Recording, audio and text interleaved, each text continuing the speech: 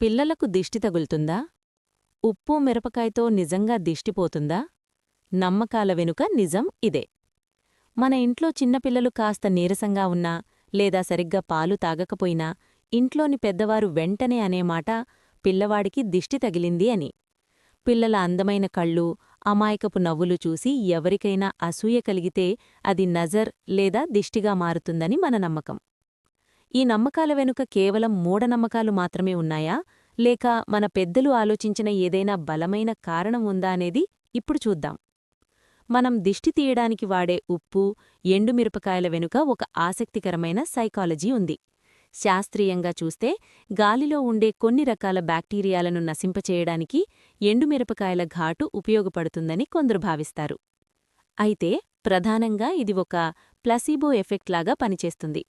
దిష్టి తీస్తున్నప్పుడు తల్లి లేదా అమ్మమ్మ చూపించే ఆ ప్రేమ, చేసే ఆ చిన్నపాటి తంతు పిల్లల్లో ఒక రకమైన భద్రతాభావాన్ని, సెక్యూరిటీ ఫీలింగ్ని కలిగిస్తుంది. ఆ ఘాటైన వాసన వల్ల పిల్లల దృష్టి మళ్లీ వారు ఏడుపు ఆపి ప్రశాంతంగా మారే అవకాశముంటుంది. అంటే ఇది శారీరక వ్యాధి కంటే కూడా మానసిక ఉపశమనానికి ఎక్కువగా దోహదపడుతుంది. చివరిగా చెప్పాలంటే దిష్టి అనేది తరతరాలుగా వస్తున్న ఒక భావోద్వేగపూరితమైన నమ్మకం. మన సంస్కృతిలో భాగమైన ఈ పద్ధతులు పిల్లలపై మనకున్న ప్రేమాభిమానాలను చాటుతాయి.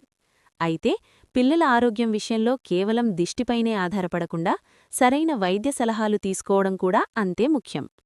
నమ్మకాన్ని గౌరవిస్తూనే విజ్ఞానంతో ముందడుగు వేయడమే ఉత్తమమైన పద్ధతి.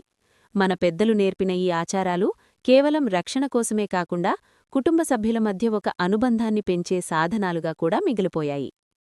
గమనిక: పిల్లలకు జ్వరం, నీరసం లేదా ఇతర అనారోగ్య లక్షణాలు కనిపిస్తే కేవలం దిష్టి తీయడంతో సరిపెట్టకుండా వెంటనే శిశువైద్య నిపుణులను సంప్రదించడం చాలా ముఖ్యం.